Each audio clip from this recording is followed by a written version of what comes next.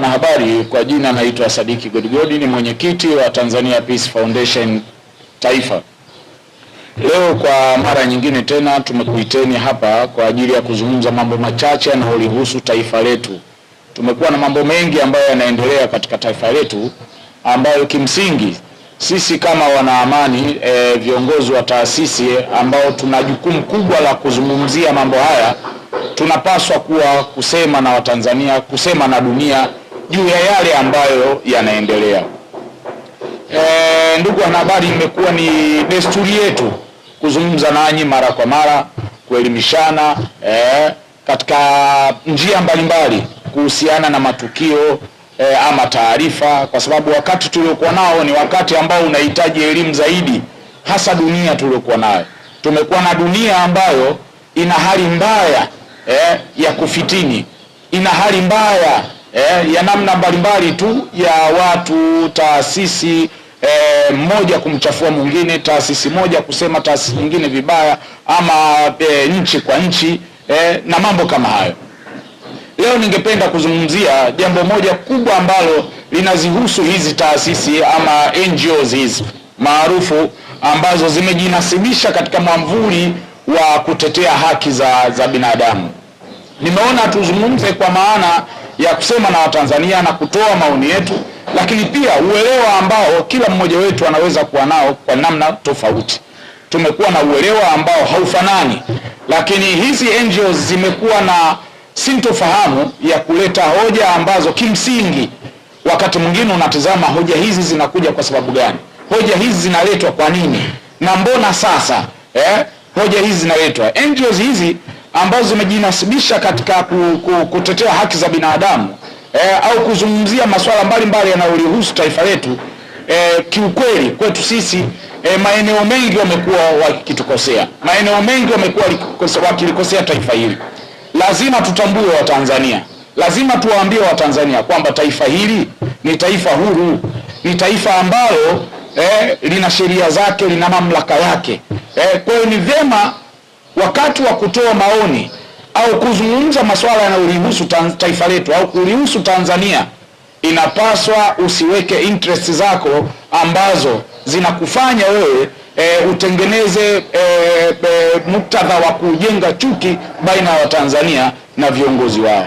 Tumekuwa tukizungumza mambo mengi, lakini pia tumekuwa tukisikia mambo mengi.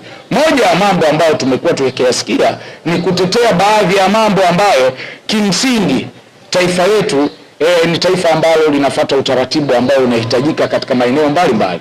Umekuwa ukifuata utaratibu katika maeneo mbalimbali, na hao wamekuwa wakishinikiza baadhi ya mambo ambayo yanaweza kutuletea shida kama taifa, kushinikiza maandamano ambayo wakati mwingine yamekuwa hayana tija katika taifa letu, yamekuwa hayana afya katika taifa letu. Kwa hiyo kimsingi lazima tuzungumze kwa uelewa mpana, kwa namna ambayo sisi wenyewe kama Watanzania tunaweza tukasema kwa nukta nzuri na ya maana sana, kwa sababu wakati mwingine tumekuwa tukizungumza wengi wa baadhi ya watu ambao wamekuwa wakiwa na interest zao binafsi wanakuwa na mawazo tofauti au kutunyoshia vidole. Niwaeleze Watanzania, dhamira ya taifa letu ni dhamira njema kabisa. Taifa letu hakuna mamlaka ambayo inaweza kukandamiza wananchi wake, hakuna taifa la namna hiyo, bali inategemea ni jambo gani ambalo linashughulikiwa. NGOs hizi zimekuwa zikijificha katika mwamvuli wa kutetea haki za binadamu, zimekuwa zikijificha kwenye mwamvuli huo na kuhamasisha vitendo vya vurugu, lakini yale mambo ya msingi tumekuwa tukiwaona wakikaa mbali. Yale mambo ya kuijenga taifa tumekuwa tukiwaona mara nyingi wakikaa mbali.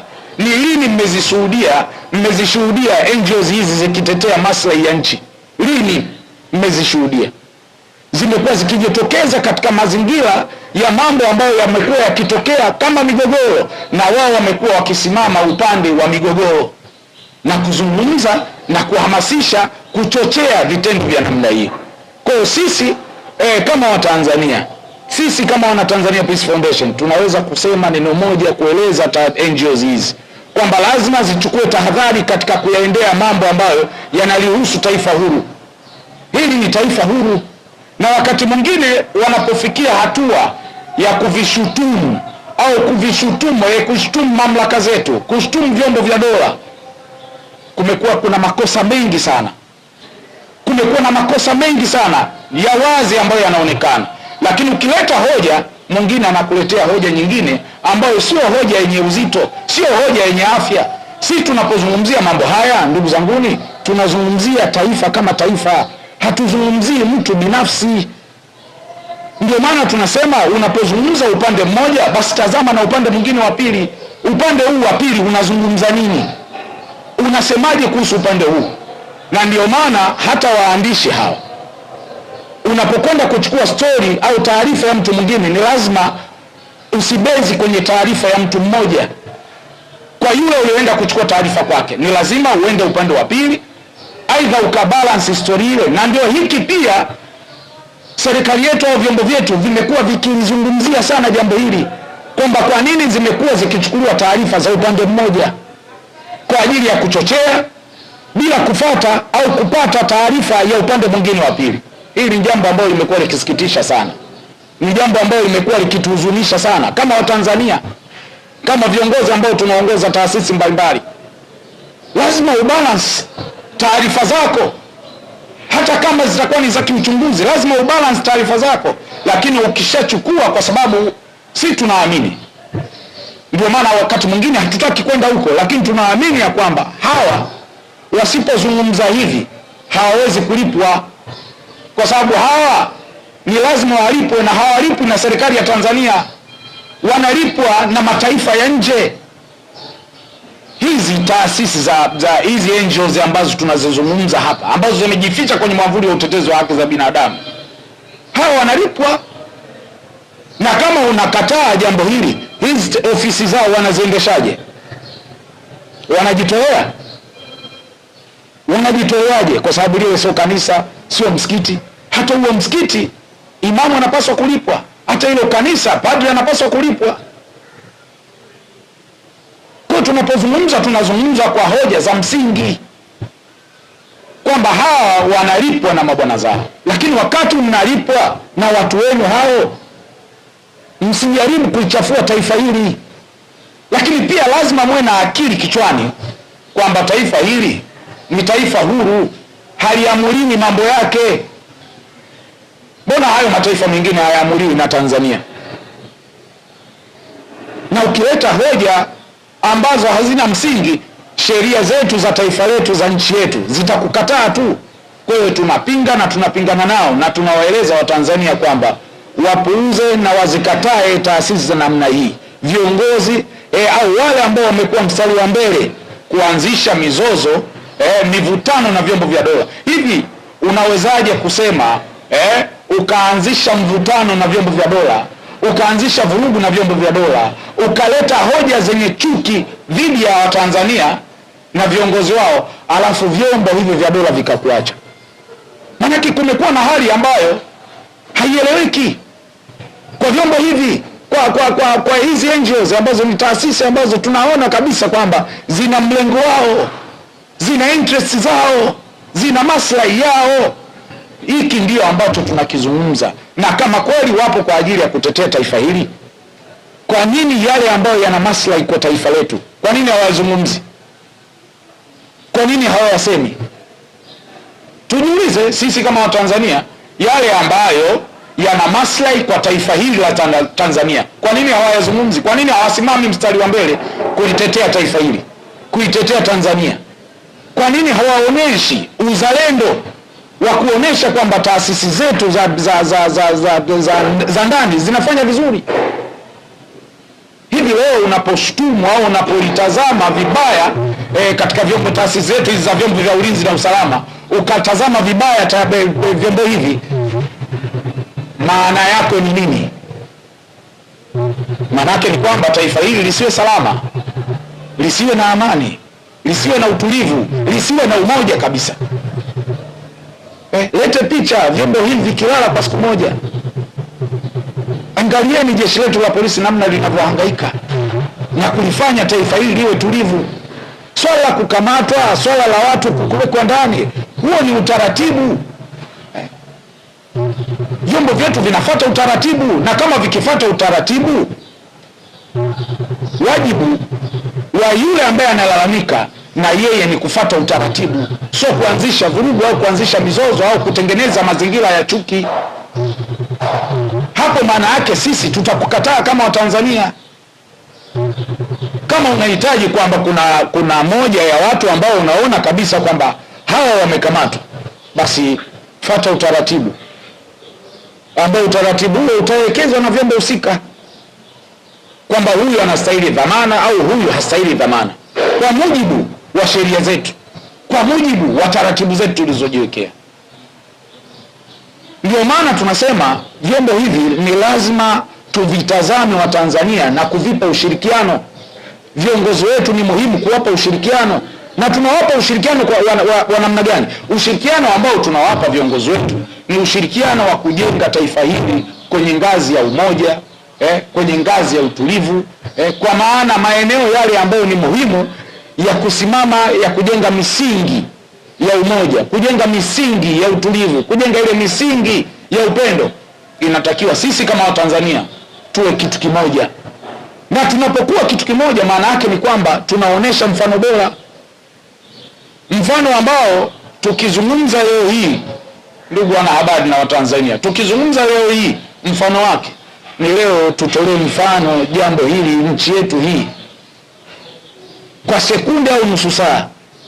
Vyombo hivi ambavyo tunajitia kuvilaumu visimame kwa siku au kwa risali moja tu, tuone hali namna itakavyokuwa.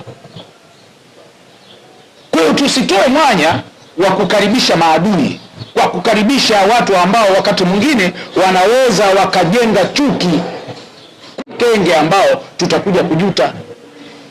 Mimi niseme Watanzania kwa ukweli kabisa, vyombo vyetu vya dola vinafanya kazi kubwa sana, vinafanya kazi kubwa sana. Kazi hii ambayo inafanywa na vyombo vyetu vya dola ni lazima sisi Watanzania tutazame kwa jicho la tatu, tuangalie kuna ukweli gani katika jambo hili. Ukishatazama utapata jibu kwamba ni kweli vyombo vyetu vinafanya kazi katika mazingira ambayo wanasimama kama Watanzania, wanasimama kama taifa, kwamba taifa letu ni lazima tuendelee kusimamia ile misingi iliyoachwa na wazee wetu. Baba wa taifa Mwalimu Julius Kambarage Nyerere, Sheikh Abeid Amani Karume, hao wametuwekea misingi mizuri sana. Leo hii kizazi cha sasa mnataka kuingia katika doa ambalo mtakuja kulijutia, doa la kuchafua taifa lenu kwa kusikiliza hizi NGOs, kwa sababu hizi NGOs, ndugu zanguni, wanalipwa.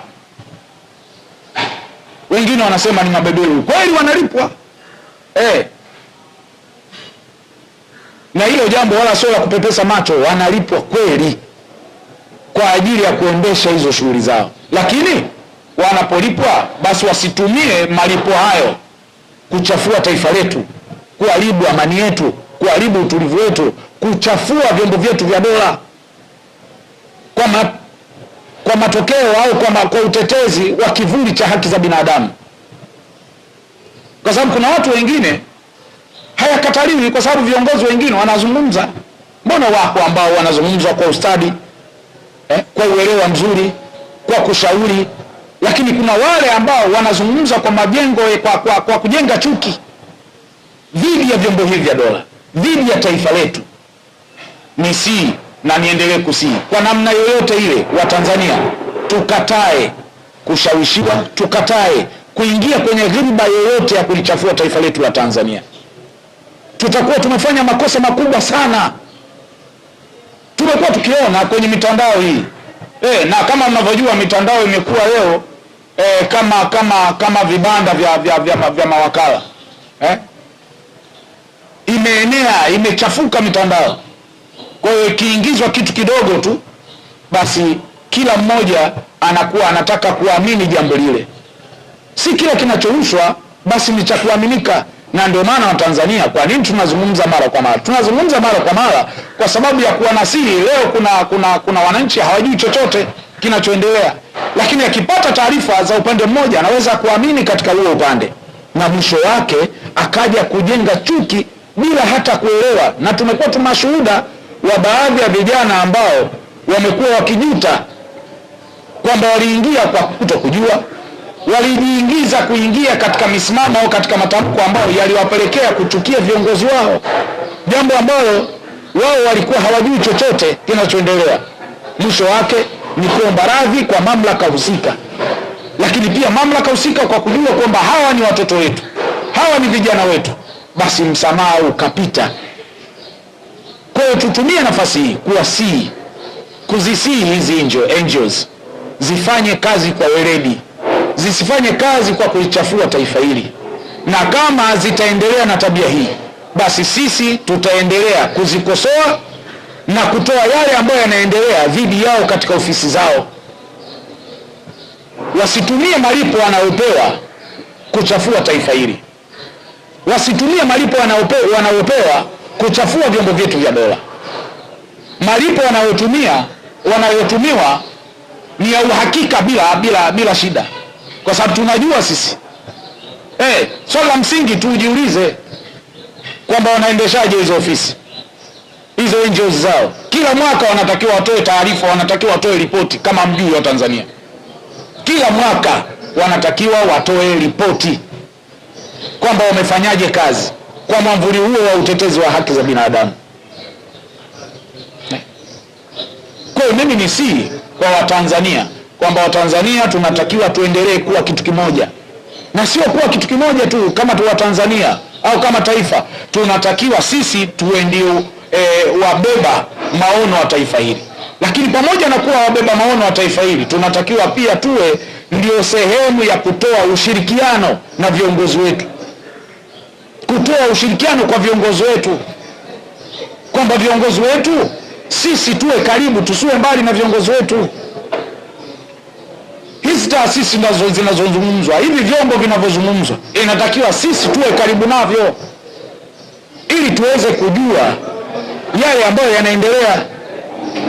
Ndio maana tunasema kwamba sisi tunaojua, tunaamini kabisa, kwa sababu tunaona kinachoendelea, kwamba vyombo vyetu vinafuata utaratibu, vinafuata sheria kwa mujibu wa zile sheria tulizojiwekea.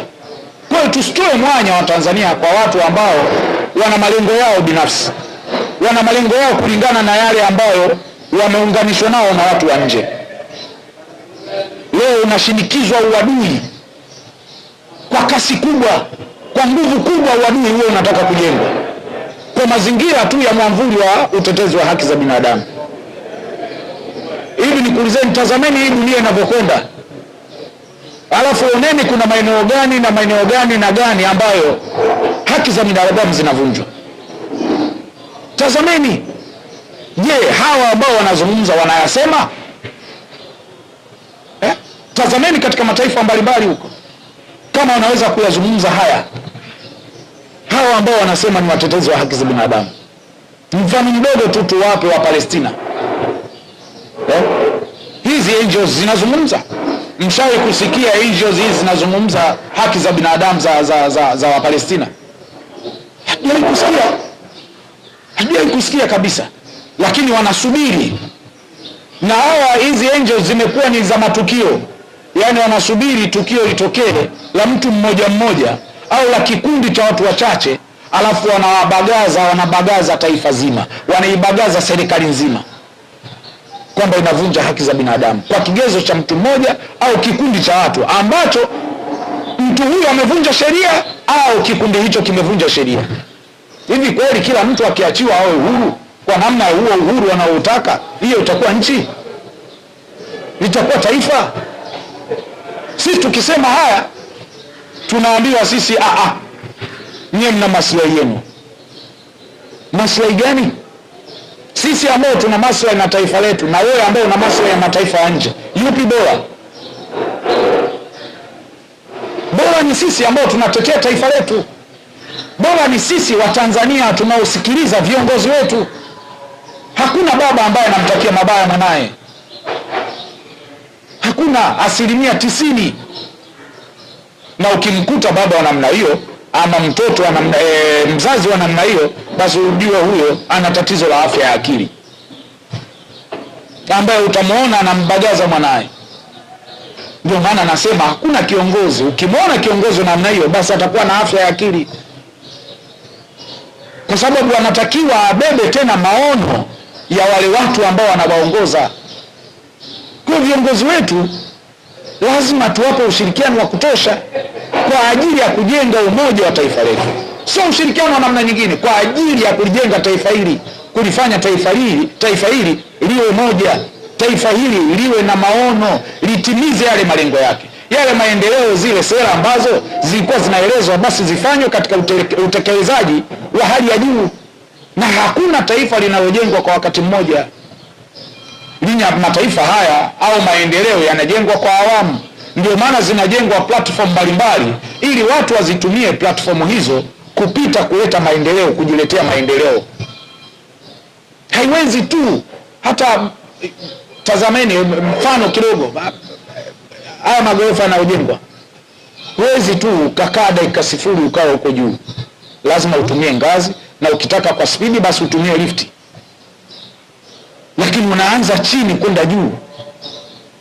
Kwa hiyo hakuna maendeleo ambayo yanakuja kwa siku moja, na ndio maana tunasema katika kushauri, hakuna ambaye anakatazwa kushauri, hakuna aliyekatazwa, lakini inatengenezwa mazingira ya chuki, kana kwamba kila mtu amezuiwa. Wangapi wanazungumza na bado hapo? Kama tunatumia kigezo hicho cha kwamba hakuna uhuru wa namna hiyo, lakini pia lazima tuelewe uhuru una mipaka. Hata huyo Mwenyezi Mungu aliweka mipaka. Na kuna dhana ya kwamba kiongozi akiwa anapingwa na baadhi ya kundi la watu, basi huyo kiongozi hafai. Sio kweli. Tuwaulize viongozi wa dini kwamba baadhi ya mitume hapa walikataliwa. Wale mitume walikuwa hawafai? Kwa Wakristo hapa kuna Yesu alikataliwa na Mayahudi, mpaka ikafika wakati wakambeba wakamsulubu, walimpinga kwa nguvu moja. Hao nao kwamba Yesu alikuwa hafai? Sio kweli. Mtume Muhammad sallallahu alaihi wasallam kwa Uislamu alipingwa na makundi pale Maka, mpaka ikafikia hatua akapewa amri ya ahambe katika mji ule, ahamie Madina. Tuseme na yeye alikuwa hafai, kwamba wale waliokuwa wanampinga walikuwa sahihi? Sio kweli, ndugu zanguni, sio kweli. Lazima tuwe na tafakuri ya mawazo yetu yawe yanayofikiri zaidi, mawazo yetu au akili zetu ziwe zinawaza mbali zaidi. Tusichukue tu kila tunacholishwa basi tunabeba tunaondoka nacho, kila unachopewa mezani unakula unaondoka nacho. Haiwezekani hata kidogo. Nchi hii ya Tanzania itasimamiwa na Watanzania wenyewe. Sisi Watanzania tutasimama pamoja na viongozi wetu, na tutayasema yale ambayo yako kwenye makosa. Manake wao, hizi NGOs hao wanaojificha kwenye mwavuli wa utetezi wa haki za binadamu, wanajiona wao wako right zaidi kwenye hoja kuliko wale ambao wanasimama kwenye uzalendo. Hivi sisi wote tukiwa tunaibagaza nchi hii nchi itakuwa salama? Lakini kwa nini nyie mnapokea fedha kutoka nje? Kwa ajili ya nini? Simtekeleze yale ambayo mmekubaliana na wale ambao wanatoa fedha. Tusitoke nje ya mstari. Hizi NGOs zinatakiwa zifanye ukazi kwa utaratibu. NGOs hizi zifanye na mabwana zao. NGOs hizi zifanye kazi kwa utaratibu ulioelekezwa na mamlaka husika za ndani. Lazima waelewe kwamba hili ni taifa huru, na viongozi wetu watafuata utaratibu ule ambao wamejiwekea, ambao tumeweka, kwa maana ya kwamba sheria tulizojiwekea. Hivi vyombo vya dola mnavyosema vingekuwa vimeamua vichukue hatua yote ambayo inaonekana kwamba inafaa, nyie mnavyoeleza, mngekuwepo leo hapa?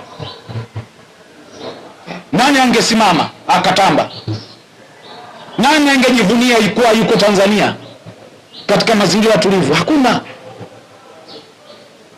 Kwa hiyo nyinyi ndio mnasababisha wakati mwingine kujenga hofu. Na nieleze viongozi, ni shauri kwa viongozi wetu, vyombo vyetu vya dola lazima vitoe fursa kwa Watanzania wazalendo kusimama mbele kabisa, kusimama na taifa lao, kusimama na viongozi wao. Ndio maana sisi tunasema kwamba lazima Watanzania tutoe ushirikiano kwa vyombo vyetu vya dola, tutoe ushirikiano kwa viongozi wetu wa mamlaka husika, na tuwe watu wa karibu wa kusikiliza sera na kufuatilia mambo yanayoendelea kwenye taifa letu. Tusiwape nafasi, tusiwape mwanya hizi taasisi zinazotumia mwavuli wa haki za binadamu kutubebesha chuki na lawama dhidi ya taifa letu, dhidi ya viongozi wetu. Niseme jambo la mwisho kabla muda wangu haujaniishia. Jambo langu la mwisho kwenye nukta ambazo nimezizungumza, nipende kusema kuna namba moja, kwamba Watanzania tunatakiwa tuwe macho sana. Usifikiri kila mmoja anayetoka kwa dhana ya kutetea Watanzania kwamba haki za binadamu zinavunjwa. Haki za binadamu zinavunjwa? Haki gani zinazovunjwa? Aeleze haki zipi zinazovunjwa. Ukiona kwamba kuna kesi kwamba iko polisi, kwa sababu hatua za kwanza walinzi wa raia na mali zao ni jeshi la polisi. Kama walinzi wa raia na mali zao ni jeshi la polisi, basi jeshi la polisi linapochukua hatua, wewe ambaye umehusika kwa namna moja ama nyingine, iwe mtu binafsi au kikundi, basi toka, fuata utaratibu. Lakini kumekuwa na matukio mengine yanafanyika.